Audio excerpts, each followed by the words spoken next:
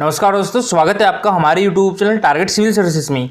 दोस्तों आज है 4 मार्च और मध्य प्रदेश के डेली करंट अफेयर में आज हम पढ़ेंगे 4 मार्च की करंट अफेयर। तो लेक्चर ध्यान से देखिएगा।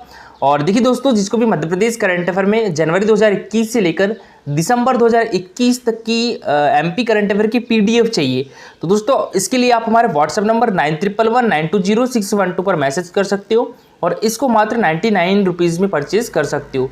दोस्तों इसमें आपको only Madhya Pradesh current affair से लगभग 3500 क्वेश्चंस देखने के लिए मिलेंगे और ये क्वेश्चंस एमसीक्यू फॉर्म में रहेंगे और उसका डिस्क्रिप्टिव आंसर रहेगा, ठीक है। और दोस्तों इसमें आपको 12 पीडीएफ मिलेगी, ठीक है, मंथ वाइज पीडीएफ रहेगी। इसकी बात करें दोस्तों हम, तो 3 मार्च को विश्व वन्यजीव दिवस मनाया जाता है।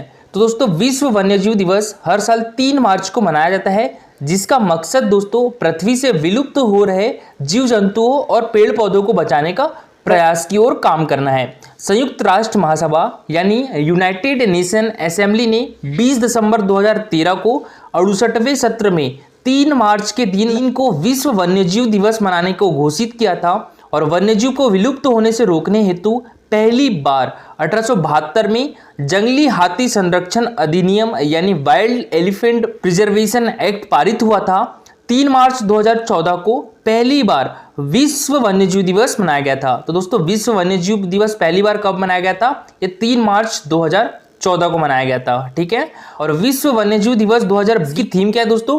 पारिस्थितिकी तंत्र की बहाली के लिए प्रमुख प्रजातियों को पुनर्प्राप्त करना, रिकवरिंग की स्पेसीज फॉर इकोसिस्टम रिस्टोरेशन। चलिए दोस्तों, सबसे पहले हमने जो कल करंट अफेयर पढ़े थे उसका रिवीजन कर लेते हैं, उसके बाद स्टार्ट करेंगे हम आज की करंट अफेयर। तो दोस्तों कल के करंट अफेयर में पहला क्वेश्चन था हमारा, आजादी के 75वें अमृत महोत्सव में 14 दिवसीय हैंडलूम एक्सपो अर्बन हाट का शुभारंभ कौन करेंगे दोस्तों? तो ये करेगी दोस्तों सुश्री भूरीबाई। तो इसका आंसर क्या हो जाएगा? Option number A. और दोस्तों ये है भूरीबाई, इनका संबंध चित्रकारिता से दोस्तों, और इनको 2021 का पद्मश्री अवार्ड भी मिला था। दोस्तों 2021 का पद्मश्री अवार्ड हमारे मध्य प्रदेश से 2 लोगों को दिया गया था, ठीक है, पद्मश्री अवार्ड।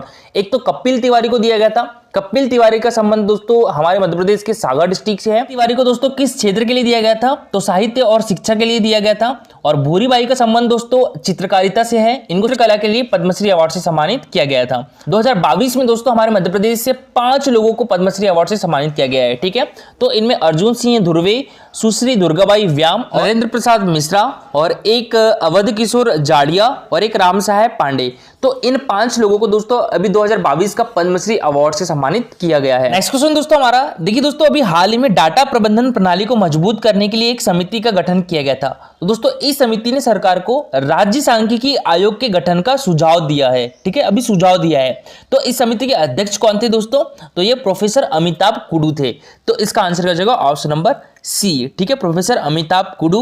नेक्स्ट क्वेश्चन दोस्तों हमारा, देखिए दोस्तों देश की राजधानी दिल्ली और हमारे मध्य प्रदेश के किस शहर के बीच नई वंदे भारत एक्सप्रेस ट्रेन चलेगी दोस्तों? तो ये हमारे मध्य प्रदेश की राजधानी भोपाल दोस्तों और हमारे देश की राजधानी दिल्ली के बीच एक नई वंदे भारत एक्सप्रेस ट्रेन चलेगी। तो इसका आंसर हो जाएगा option number B. Next question था दोस्तों हमारा, मध्य प्रदेश के अगले पुलिस महानिदेशक कौन होंगे दोस्तों?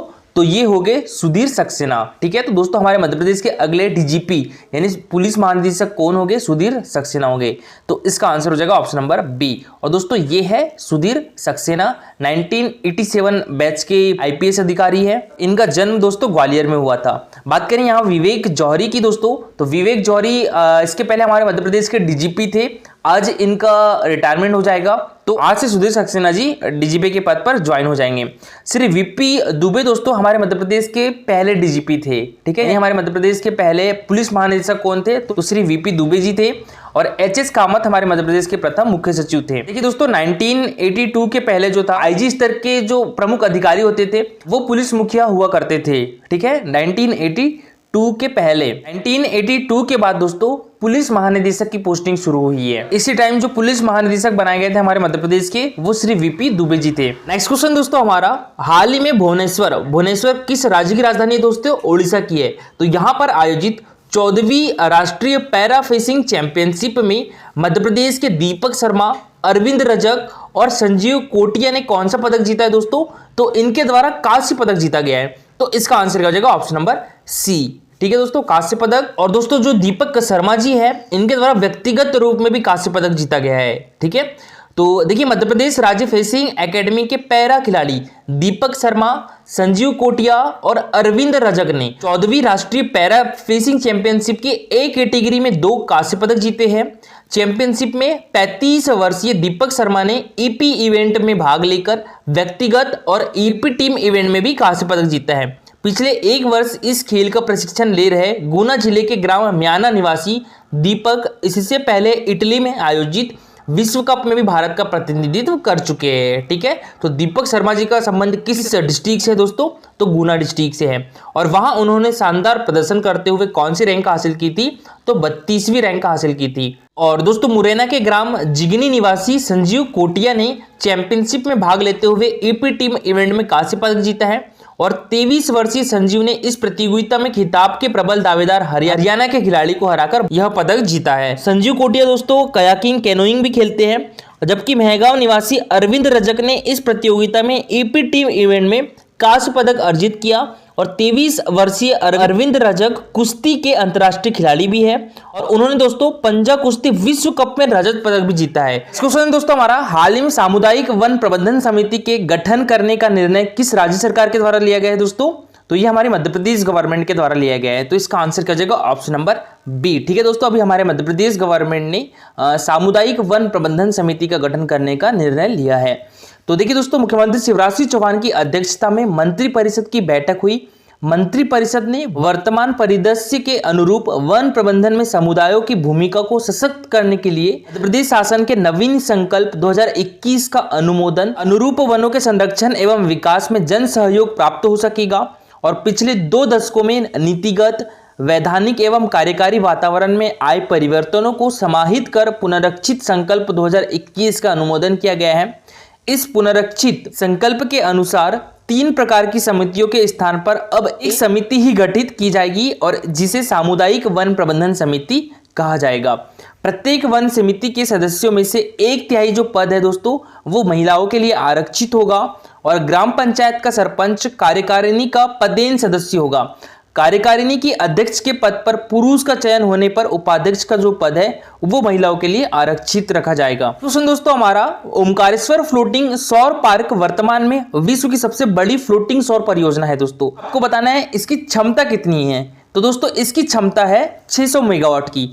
तो इसका आंसर क्या हो जाएगा? Option number A. ठीक है, 750 मेगावाट का सोलर पार्क कहां पर है दोस्तों हमारे मध्य प्रदेश में? तो वो रीवा डिस्ट्रिक्ट में है और ये एमपीपीएससी 2020 में पूछा भी गया था क्वेश्चन। छतरपुर डिस्ट्रिक्ट में 950 मेगावाट का सोलर पार्क विकसित करने की स्वीकृति भी अभी हाल ही में प्रदान की गई है। तो देखिए मंत्रिपरिषद के द्वारा नवीन एवं नवकरणीकरण ऊर्जा मंत्रालय भारत सरकार की सौर ऊर्जा पार्क योजना में ultra mega renewable energy power parks mode में स्वीकृत ओमकारेश्वर फ्लोटिंग सौर पार्क 600 मेगावाट और छतरपुर सौर ऊर्जा पार्क 950 मेगावाट को विकसित किए जाने की स्वीकृति दी गई है।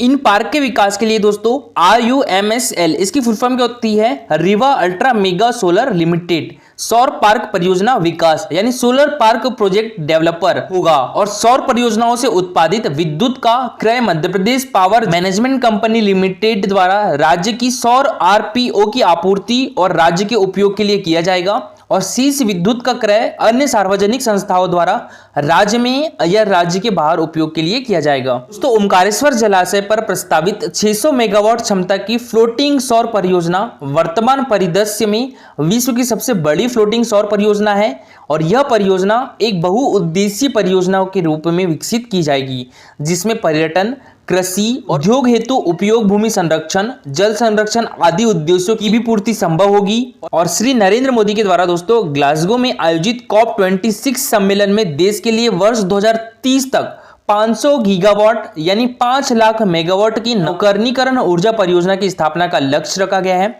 और दोस्तों ये COP26 सम्मेलन कहां पर हुआ था? ग्लासगो में हुआ था। ठीक है, तो नेट जीरो कार्बन हमारे देश में कब तक के लक्ष्य रखा गया है दोस्तों? तो ये 2070 तक की रखा गया है। ठीक है, और वर्तमान में दोस्तों हमारे मध्य प्रदेश में कुल 2380 मेगावाट क्षमता की सौर ऊर्जा परियोजना स्थापित है।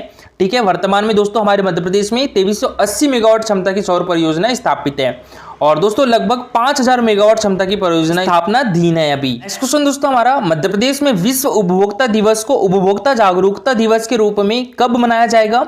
तो ये 15 मार्च को मनाया जाएगा। तो इसका आंसर क्या जाएगा दोस्तों, ऑप्शन नंबर बी। हमारे मध्य प्रदेश में दोस्तों जो विश्व उपभोक्ता दिवस मनाया जाता है 15 मार्च को, तो उसको उपभोक्ता जागरूकता दिवस के रूप में मनाया जाएगा। तो देखिए, विश्व उपभोक्ता अधिकार दिवस पर 15 मार्च को राज्य स्तरीय आयोजन किए जाएंगे और प्रमुख सचिव खाद्य एवं नागरिक आपूर्ति एवं उपभोक्ता संरक्षण फैज अहमद किदवई विश्व उपभोक्ता अधिकार दिवस की तैयारियों की समीक्षा कर रहे थे और उन्होंने कहा है कि विश्व उपभोक्ता दिवस को उपभोक्ता जागरूकता दिवस के रूप में मनाया जाएगा और सभी कार्यक्रमों का फोकस इस बात पर केंद्रित होना चाहिए कि उपभोक्ता अधिकार अधिनियम के तहत उपभोक्ता अपने अधिकारों का अधिक से अधिक उपयोग कैसे करे। और कार्यक्रम का शुभारंभ दोस्तों 15 मार्च को खाद्य एवं नागरिक आपूर्ति एवं उपभोक्ता संरक्षण मंत्री श्री बिसाहुलाल सिंह जी करेंगे और नागरिक आपूर्ति विभाग एवं वेयर हाउसिंग कॉर्पोरेशन के चेयरमैन सर्वश्री प्रद्युम्न सिंह लोधी एवं राहुल सिंह लोधी भी कार्यक्रम में उपस्थित रहेंगे। और देखिए दोस्तों, कल का हमारा क्वेश्चन था मध्य प्रदेश में सागौन के वन कितने प्रतिशत भाग पर पाए जाते हैं। तो देखिए दोस्तों, अगर हम बुक के हिसाब से देखें तो बुक में अभी कितना दिया हुआ है दोस्तों, 17.8% दिया हुआ है। ठीक है, और ये क्वेश्चन दोस्तों एमपीपीएससी 2020 में पूछा भी गया था। क्या पूछा गया था दोस्तों कि हमारे मध्य प्रदेश में कुल वनों के कितने प्रतिशत भाग पर सागौन के वृक्ष पाए जाते हैं। तो कितने प्रतिशत भाग पर पाए जाते हैं दोस्तों, लगभग 20% भाग पर। तो इसका आंसर क्या होगा था, ऑप्शन नंबर बी। सागौन भारत और दक्षिण पूर्व एशिया के सबसे महत्वपूर्ण लकड़ी के पेड़ों में से एक है। भारत में सबसे महत्वपूर्ण सागौन के जंगल मध्य प्रदेश, महाराष्ट्र, कर्नाटक, तमिलनाडु, केरल और आंध्र प्रदेश में है। सागौन की लकड़ी जो है पर्णपाती जंगलों में पाई जाती है और सबसे महत्वपूर्ण सागौन का जंगल मध्य प्रदेश के होशंगाबाद, बैतूल, सबसे ज़्यादा कहाँ पर होते हैं दोस्तों, बैतूल डिस्ट्रिक्ट में होते हैं। छिंदवाड़ा, सिवनी और मंडला में स्थित है। सागौन की एक विशिष्ट किस्म जिसे तेली के नाम से जाना जाता है, जो मुख्य रूप से पत्ती के लक्षणों और इसके पत्तों के कंकाल के प्रतिरोध पर आधारित है। तो ये मध्य प्रदेश के जंगलों में पाई जाती है। और दोस्तों आज के लिए आपका क्वेश्चन है, मध्य प्रदेश में जीवाश्म राष्ट्रीय उद्यान कहाँ पर स्थित है, सीधी में, मंडला में, शिवपुरी में या खंडवा में। तो इसका आंसर पूरा डिटेल में दीजिएगा। और दोस्तों आज के लिए इतना ही। Thank you for watching this video.